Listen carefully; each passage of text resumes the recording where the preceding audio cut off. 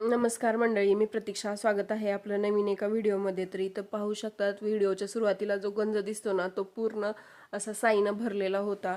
म्हणजे आपल्याला आता करायचं आहे ताक. त्याच्यामुळे मी ना तो सुरुवातीला तर त्या गंजामधलं पूर्ण जो आपण लावलेली साय होती ना, ते एका पातेल्यात एका पळीच्या साह्याने काढून घेतली. त्याच्यानंतर त्याला ना मी असं फेटून घेत आहे. आता आपण फेटताना क्लॉकवाईज किंवा अँटी क्लॉकवाईज कुठल्याही एका डायरेक्शननं फेटायचं. त्याच्यामुळे ना आपलं काम सुरळीत होतं आणि ते लोणी हे सगळं म्हणजे असं एकत्र येतं.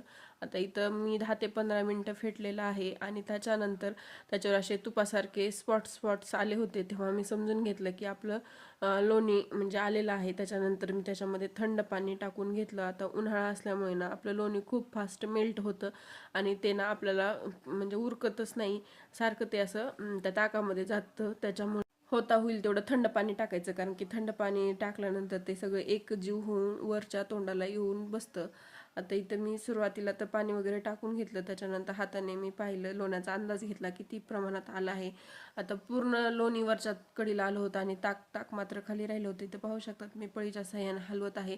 आता जोपर्यंत आपल्या ह्या लोण्यातून शुद्ध पाणी निघत नाही ना, स्वच्छ म्हणजे पांढरं पाणी जोपर्यंत निघतं तोपर्यंत त्याला धुवायचं. जेव्हा स्वच्छ पाणी येईल तेव्हा मात्र आपलं ते बंद करायचं. आता एवढ्या त्या गंजभर साईचं आपलं एवढं एवढं लोणी झालेलं आहे. तर पाहू शकतात किती पांढरं आणि फ्रेश लोणी आहे. त्याच्यानंतर ना तर आमच्या दारातून एक यात्रा जात होती, म्हणजे यात्रेसाठी वारकरी जात होते. आता ही ह्यांची पदयात्रा आहे. आता इथं ना आम्ही धाराशिव जिल्ह्यामध्ये राहतो, त्याच्यामुळे ही आपली तेरची यात्रा आहे आणि उद्या एकादशी होती, त्याच्यामुळे हे वारकरी जात होते.